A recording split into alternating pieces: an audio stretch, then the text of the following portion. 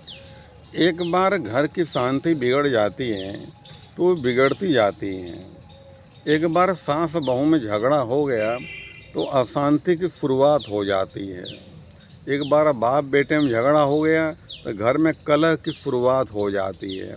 एक बार भाई भाई में विवाद हो गया, झगड़ा हो गया तो घर की शांति छिन जाती है, अशांति घेरने लगती है।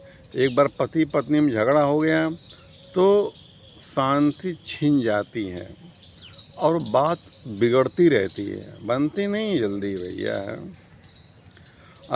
इसी अशांति के चक्कर में कितने तलाक होते हैं, कितने लोग मारे जाते हैं, मर जाते हैं, पति पत्नी से अलग हो जाते हैं, तलाक हो जाता है, बाप बेटा से अलग हो जाता है। यह एक ही कारण इसके पीछे मैंने जो पाया है, एक ही कारण पाया है, वो है कोई किसी के आगे झुकना नहीं चाहता है, कोई किसी बात दो बात बर्दाश्त करना नहीं चाहता है। बहुत यही कारण है। सास कहती है कि हम शेर हैं, बहू कहती हम सवा शेर हैं, बाप कहता हम शेर हैं, बेटा कहता हम बब्बर शेर हैं। कोई झुकने तैयारी किसी के आगे नहीं है। यही कारण है कि घर के अशांति इंसान के छिन जाती है। अगर जो झुक जाता है ना तो उठ खड़ा होता है, और जो झुकना नहीं चाहता ना वो उखड़ जाता है। बहुत बड़ा तूफान आता है तो घास झुक जाती है और बाद में उठ खड़ी होती है, लेकिन इतने बड़े बाहुबली पेड़ होते हैं, तूफान इनको उखाड़ देता है, उनको जड़ से उखाड़ देता है। जबकि पेड़ कितना मजबूत होता है और घास कितनी मुलायम होती है, लेकिन वो बड़ा तूफान जो है घास से कुछ उखाड़ नहीं पाता, क्यों? घास झुक जाती है और तूफान चला जाता है, उड़ खड़ी होती है। अगर आपके झुकने से कोई बहुत बड़ी समस्या टलती है तो झुक करके मिटा दो उसको, अक्लमंदी इसी में है। लेकिन तने लोग रहते हैं, भैया हम झुकेंगे नहीं, मर भले जाएं, ऐसे लोग मर ही जाते हैं, बर्बादी हो जाते हैं। सालों साल मुकदमा चल रहा है, लड़े जा रहे, जरा जरा से बाप लड़ रहे हैं, हम झुकेंगे नहीं, झुका कर रहेंगे उसको। यही चक्कर होता है भाई, उसके चक्कर में अपना बर्बाद हो जाते हैं। अहंकार है इंसान का ना, कि किसी के अहंकार जो है किसी आगे झुकना नहीं चाहता है, वो खड़ा रहना चाहता है। अहंकार नहीं, जब झुक गया तो काम हो गया। एक बार जेठानी देवरानी थी, दोनों में किसी बात में झगड़ा हो गया तो वो जेठानी कहती है तुम्हारे घर में कदम नहीं रखेंगे हम, आज तुम्हारा शक्ल नहीं देखेंगे हम। तमाम तो उल्टी सीधी दोनों का, तुम्हारी शक्ल नहीं देखेंगे, तमाम तो उल्टी, दोनों में बहस बहुत हुई। दोनों अपने कमरे में चली गई, दरवाजा बंद अंदर कर लिया।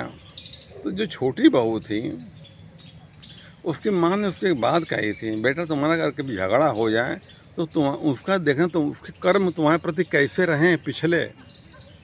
तो छोटी बहू ने बैठा याद किया कि इन्होंने जो झगड़ा हुआ है, इन्होंने आगे मेरे साथ जो है कितना भला किया है।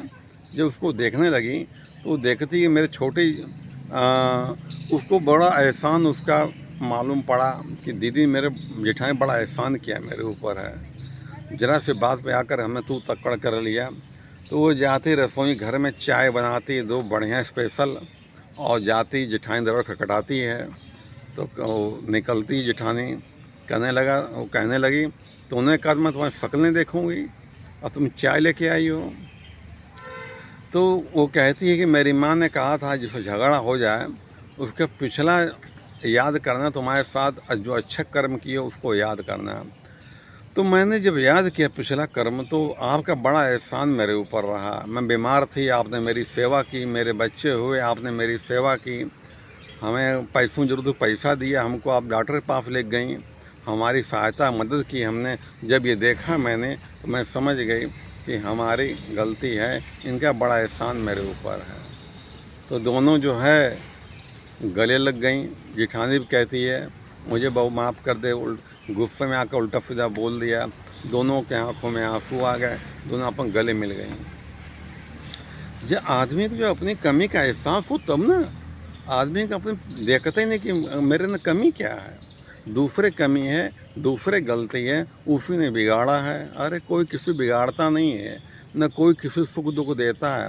हमारा कर्म ही हमें सुख दुख देता है। काऊ न काऊ सुख दुख कर दाता, निज कर्म सब भोग भराता।